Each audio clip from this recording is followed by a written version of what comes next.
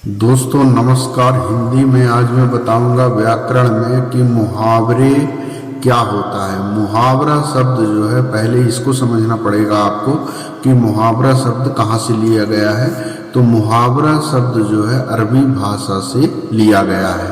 मुहावरे का अर्थ होता है कि यदि हम किसी को घुमा फिरा करके बात बोलते हैं तो उसको समझ में नहीं आना चाहिए कि मुझे यह बोल रहा है, जबकि वह सांकेतिक भाषा होती है जिसका अर्थ कुछ और निकलता है। जैसे यदि मान लीजिए कोई होशियारी मार रहा है या शिक्षित नहीं है लेकिन शिक्षा की बात कर रहा है, तो हम उसके सामने क्या बोल देते हैं, अधजल गगरी छलकत जाए।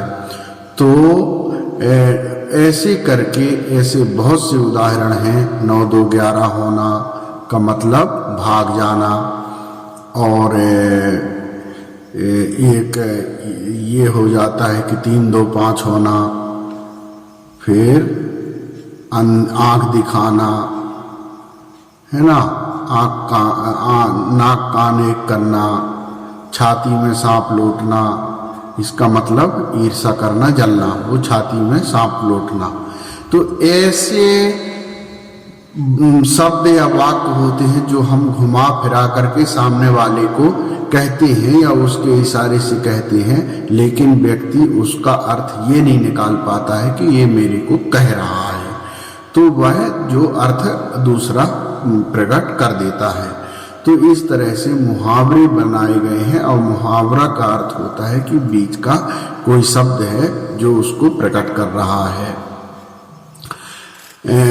और ये दूध का दूध पानी का पानी है, ऐसे बहुत से शब्द हैं जो मुहावरे का अर्थ अलग प्रकट करते हैं।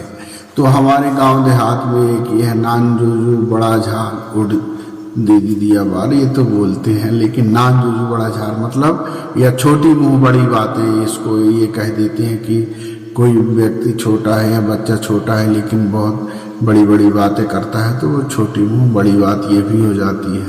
तो ऐसे करके मुहावरे से हम ये जान सकते हैं कि जो बीच का एक जो दूसरा अर्थ प्रकट कर रहा है लेकिन हम सामने वाले को कुछ और कर रहे हैं, उसको हम कहते हैं घुमा फिरा करके बोलना। तो मुहावरे को हम इस तरह से समझ सकते हैं। लेकिन मुहावरे भी परीक्षा में आ जाता है, 1 2 नंबर 3 नंबर का आता ही है।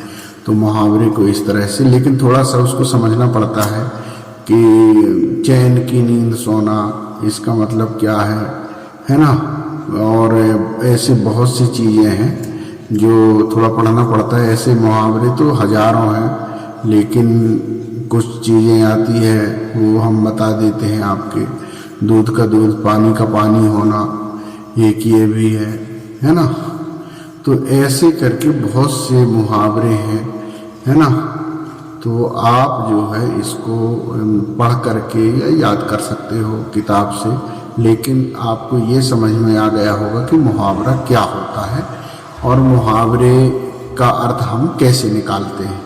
दोस्तों नमस्ते।